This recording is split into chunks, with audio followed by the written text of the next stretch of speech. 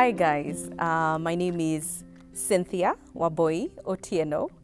I'm a relationship coach, a pastor, and a motivational speaker. And with me here is my best friend, my lover, my friend, my husband, Donald Cuptic Otieno. Hi, I'm Don Otieno, married to her, Cynthia. What do I do?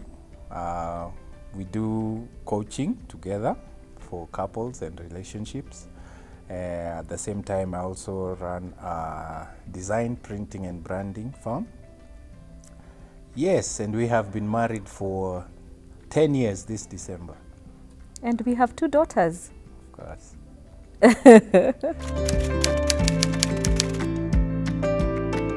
The first time I saw Dawn is 2006. We lived in the US then.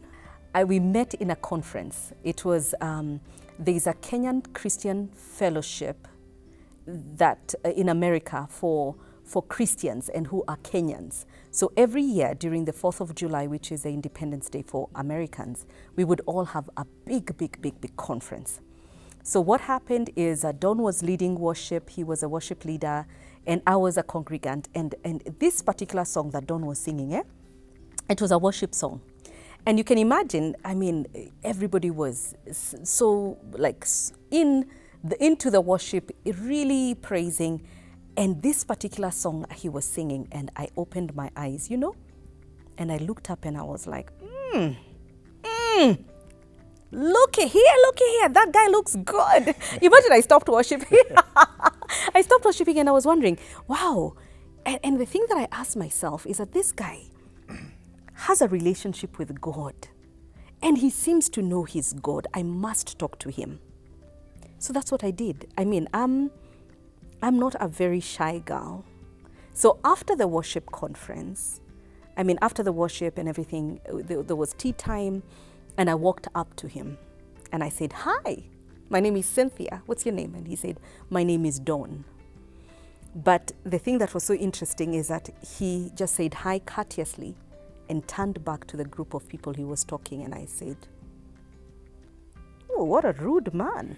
After that, I got to find out that the reason why he was a bit cold was the fact that he was engaged to be married.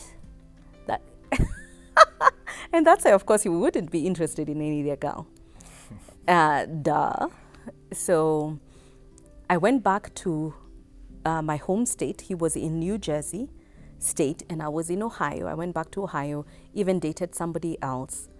And then 2 years later, he's invited back by my pastor to come and lead in worship. In that time, I was now being ordained as a pastor. And that's when we now met for the very first time now, really nicely. He was not engaged any longer. Praise Jesus. Go ahead, baby. Yeah, so my version, I think it's pretty much the same, but she keeps saying that I snobbed her. Yes, you did. I usually say that was focus. I was not going to look for a woman. I was not going to. Yeah, I was actually going there for worship. But yes, later on, I did notice her, Hence, when I got back, I called. No, she called actually. And that's she called the 2 years later. Yeah, to call to find out how I was doing, how I found the conference and all. Yeah, and then from there we started chatting a lot. Yeah. Yes.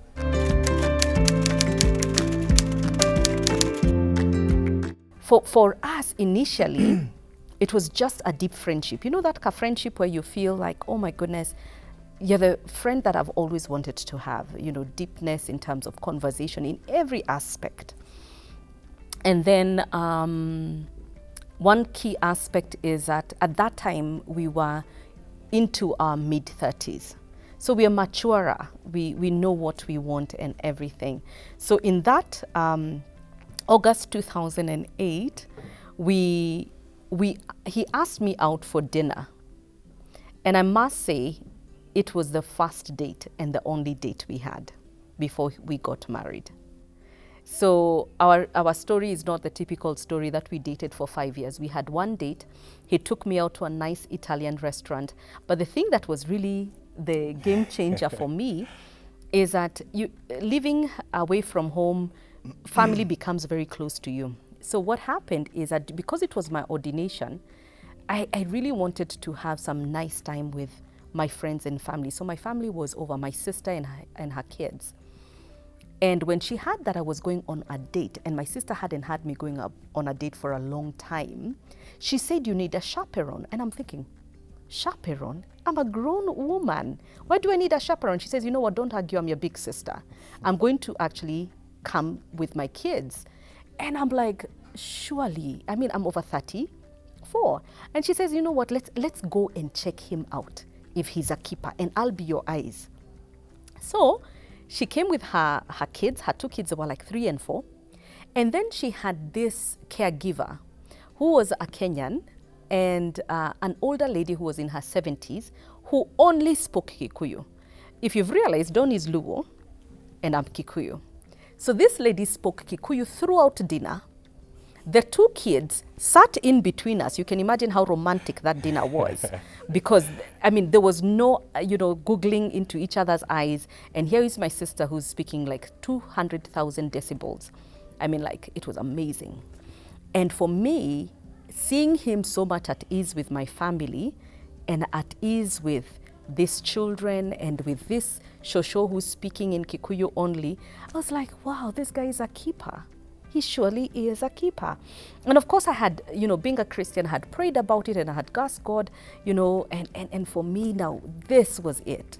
Baby, what was yours? What was your? I think there's the part where at the supermarket we came across this lady. How did I forget? Yeah. Yeah, she actually decided to do some shopping while I was over at the place.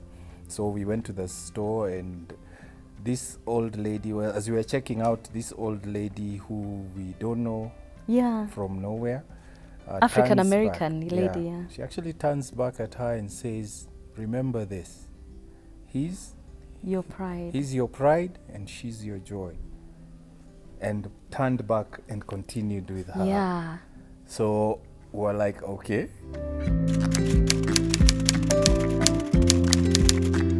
After he drove away, he was going to drive for 9 hours back to New Jersey. And 9 hours at about 80 to 100 miles per hour, it's quite a distance.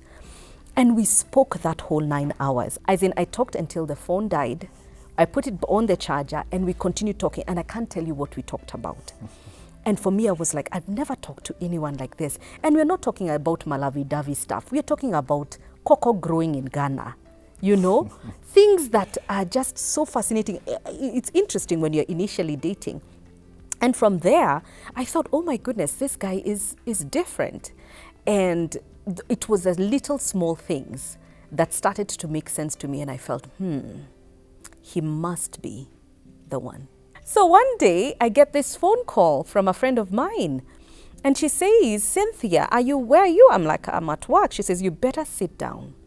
And I was like, what? What's wrong? What is it? She says, Donald Otieno has just been arrested by immigration. Oh my goodness. This is the point where I say Reke Guire. I didn't have any other contacts apart from his phone number. And he's been arrested and I don't know where to find him. Again, I told you, it's 9 hours. He's 9 hours away from me. And I have no details. Remember, it's only a 1-month relationship. I don't know where his family comes from. I don't know where they are. I knew somewhere in the US. I didn't know anything. And I was so totally lost. I was so totally lost. And so it began a journey of trying to establish, why was he arrested? Is he a criminal? If he's arrested, will he get free? Are we supposed to be together? There's all this fear that comes from the fact that, okay, is the man that I'm in love with really the one? I think the turning point for me, the place where I realized it has to be her, was at this point. Because once you're in detention, you're not allowed to write. I mean, you can't receive any money. You can't, I mean, communication is basically cut from the outside world, you know. The only thing you can receive is through the system, Mail. as in you can't receive stuff, so only mail. And the part I loved is that throughout my stay in detention, it was about a month. 30 days, yeah. 30 days. But Cynthia wrote a letter every day. So now that became my point of, I was looking forward to letter day, let me call it that, you know, because I would have the chance to sit and read and, you know, get to hear about this person. And at the same time, I'm wondering, remember, they've taken my phone, they take everything from you, as in you walk in there with nothing of yours. I don't have phone numbers, I don't have anything, so I can't call out, and I don't know. And she keeps writing, and I'm thinking in my head, can't you just send your number or something so I can talk to you, you know? And it became so difficult until the point where she actually did one time, and I was like, yes! So, I mean, she encouraged me. She kept me alive and awake throughout the experience. Yeah. Let me tell you about those letters before you think that they were malavi-davi letters. No. So I'm writing these letters telling him, you know, I'm praying for him. I'm giving him Bible verses to encourage him. I'm also telling him that, you know, you're destined for greatness, because I knew he was pretty depressed and feeling, because you've been just snatched out of your world. So I'm writing all these interesting things, and I read these letters and I'm like, Kai, what will happen to us? Then one day I decide, let me put my phone number, and then I get the phone call from him, and he says, girl, I've been waiting to hear your voice. And I'm like, here I am. And so we began to talk, and he told me, Cynthia, I'm not looking to date. And I'm thinking, what are you looking to do? Because that's the Kenyan thing that people say. Whenever you hear the words, I'm not looking to date, that guy is breaking up with you, right? So I'm hearing, I'm not looking to date. And he said, I'm looking for a wife. I said, sign me up. Where do you need, where is a dotted line? Sign this up. And so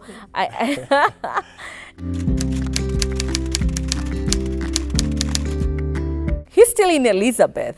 That's the detention center that he was in. And then he says, but Cynthia, I'm planning to go back home. I have submitted I'm not going to fight this case. I need to go back home. Let the records indicate that he was not a criminal. He had just overstayed his stay in the US. And so I'm thinking, okay, now you're going back home to do what? He says, God will tell us. And I'm asking you to come home with me. Now that's another story by itself. How do I go home? I hadn't planned to go home. You see, it's different when you're married, right, and you go home. And now he's planning to go home. Na mimi nikuja kufanya. You know, my life was supposed to be in the US. I'm doing ministry. So I remember during a Skype call is when I asked her, when are you coming home? She's like, huh? What do you mean? Give me a year. I'm like, no. 2 years. Let me make money. I'm a Kikuyu. I need to make money. I need to come with a basket of dollars. You know what I mean? Yeah. So I said, no. Yeah, you know, okay, well. 2 years. No. So she's like, oh, okay, give me a year. I'm like, no. I'm like, what does this man want? Surely. You know? Yeah, because at that point I thought, let's do this. I think I was ready to move on to the next stage. I'm already back home. It's like new. Remember, we've been away 13 years, left Moi in power, come back, and things have changed because I had never come back. So things have changed. You know, you don't know where to start and all. Yeah, but that was interesting because she actually took 6 months. Yeah. That was I came back in October, end of October, 2008, and then 2009, July is when she came back. That's a test. June 29. June, she came back. So now from there, the 6 months we planned a wedding date on the 5th of December. 2009. 2009. So she's back in June 2008. 2009 we planned A wedding. that no, June 2009. Yeah. But December Is we our decided wedding date. we're going to get married. By hook or by crook? So And you can imagine everyone's like, whoa, okay, you guys, wait, what's this? You know, guys haven't even met her. They've just, my mom talked to her on Skype once, Yeah. I think, and that was it. So everyone is wondering, okay, is she you can imagine pregnant? on my side, who's this chick? The last we left, you're engaged, And you getting know, married. getting married now. There's someone else, who's this, you know? Then there's also the thing that, okay, why 6 months? Why? What's the rush, you know? But I think we had decided. I think it was just time to move on. Coming home was the hardest thing to do, but what the biggest decision I've ever had to make, not even just answering to being, will you marry me? Coming back home, because I hadn't made up my mind that I wanted to come back home ever. I knew that I had settled in the States. Now somebody has come into my life and he has changed up my whole story. I think the thing that was really interesting is that I'm a very strong woman. In terms of personalities, I'm an alpha female. But a man who was able to tell me, Cynthia, I want you to come back home. I was like, damn, nice. I can actually listen to this one. So that was nyami. I was like, okay, right. He ordered me to come home because he loves me. So it was the fact that we made that decision, and I told him, babe, I'm coming back to get married, but I've asked God for something bigger than just marriage for us. That even if we have, whatever happens, that we have something more that we have than just marriage.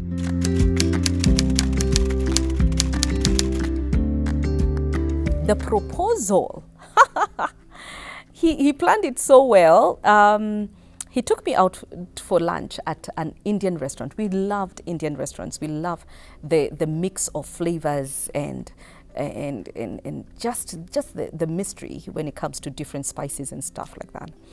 And then we went and watched an Indian movie. You should have seen us. It was in Westgate, you know, the pre-Westgate saga.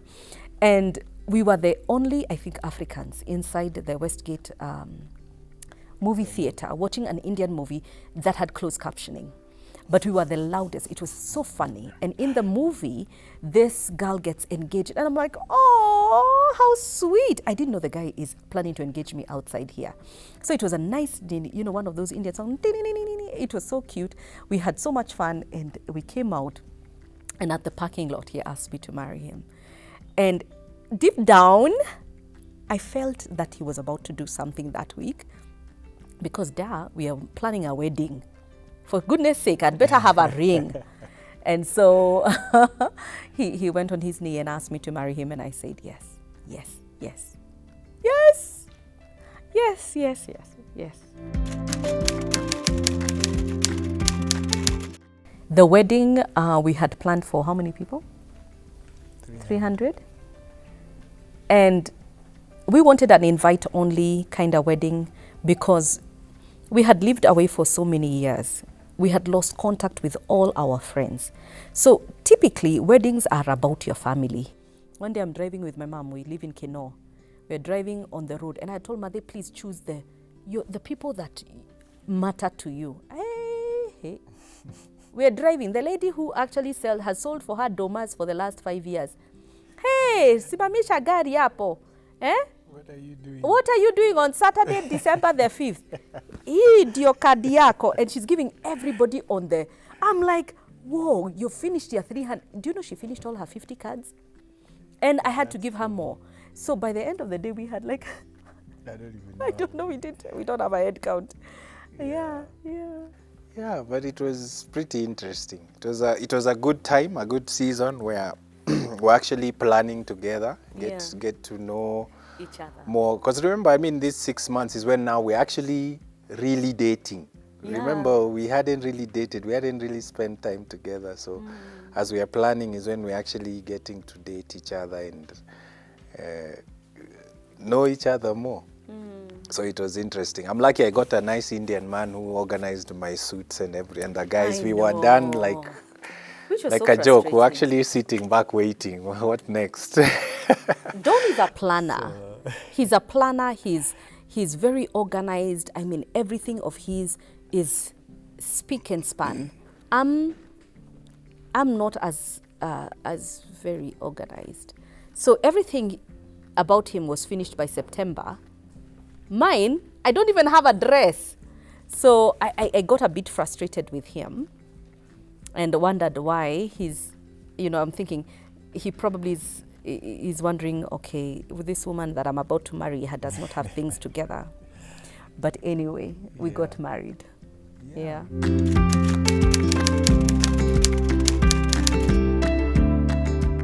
I think the greatest challenge that we had is that both of us were very set in our own ways. We had been single a while, very single.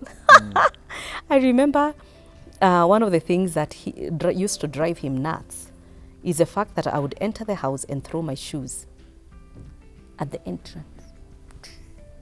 See, I'll pick them up anyway. Sinizangu. And he would be wondering, who does that? And I'm thinking, I mean, I did this for the last 10, 15 years. Nobody died. Did anybody die? Did anybody need a hospital? No. I can take care of this. And so I think it's understanding that I'm no longer alone. We are living together. And this space has to be also his space, not just my space. That was a hard lesson, especially for somebody to sit you down and tell you, babe, oh, there was the dishes. Guy. We would cozy up like we are cozying up and watching a nice movie. And who wants to spoil a nice cozy up experience? So we would be cozying up, watch a movie, and then I remember, oops, I haven't washed dishes. So he's thinking, so the first couple of times, he let me go with the dishes. And one day he sat me down and he said, not in my house, not in our home. And I'm thinking, who died? The dishes, see, they can be washed in the morning. And he says, no, they're roaches that can come and take charge. And I'm like, they're not roaches. And so we would have that thing going back and forth. And I realized, now I know. Now I know. Yeah. And not that he's perfect, eh? What was your imperfection? Remind me. Tell us, if any. Oh, let me tell you. The imperfection is, I would rarely, I mean, he would offend me. And by the way, in any relationship, there's going to be offense, eh? And I'd sit and wait for a sorry. The man did not have the vocabulary. Just ile SORRY, I'm sorry. Ooh, it would take Jesus, the 24 elders, plus a burning bush to make him say, I'm sorry. As in, I would be like, surely. And sometimes I realized he will do things to show I'm sorry, but me, I want to hear the word, I'm sorry. And imagine, and it would be such a bone of contention. And let me tell you something. He may have improved a little bit, but the sorry doesn't happen often. But we have another 50 years to go.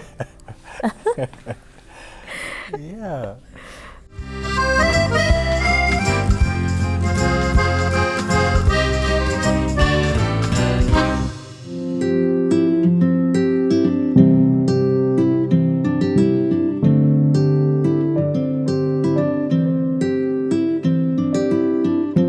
What did you say?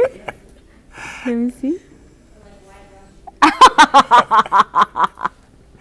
Oh dear.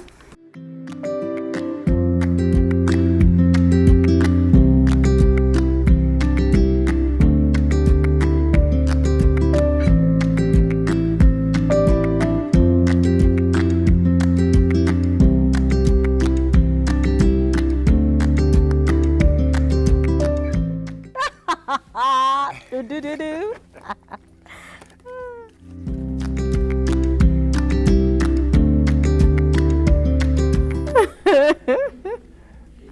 Very religiously.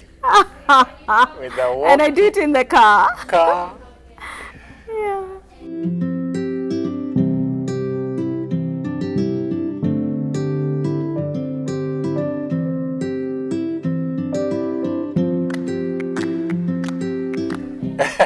I had to add that.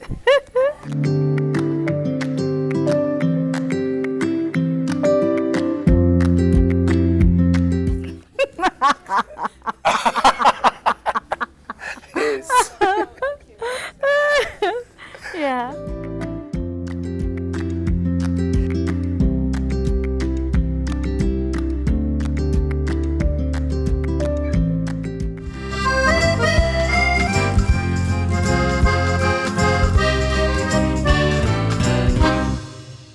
This is our 10th year anniversary actually, and having spent the last 10 years with you, remember when last year when I wrote that that I do statement, I must tell you that saying I do to you 10 years ago gives it even much more meaning right now, because I now know why I do. Imagine, I do. I do know that I truly want to spend the rest of my life with you. I do know without a shadow of doubt that you are the best man for my life, even though you drive me nuts like crazy. I still do know that you are the best father for our children, and even being led by you has made me a better woman. Just like what you had over the weekend is that I have blossomed, I have become the woman that God has called me to be, just because of your leadership, because of your prayers, because of your love and your support. So I still do, baby. I still do. Stop. Oh, okay. Thank you. For me, it's just thank you right from the start. How we met, accepting to come back home. You know, that would have been different. So thank you for being who you are. For me also, you've shaped my life. You've shaped the person that I am. You've been the best mom. For girls, for my girls, I mean, it's I don't know what I would have done, you know, but you've been there to lead and guide them. And I appreciate you for everything that you've done, and the time, the sacrifice that you've given for the relationship, and for bearing with me. Amen. As a man. Emotionless. Yes. No, but I thank you, and I pray that we continue the same way and grow even greater heights together. Amen.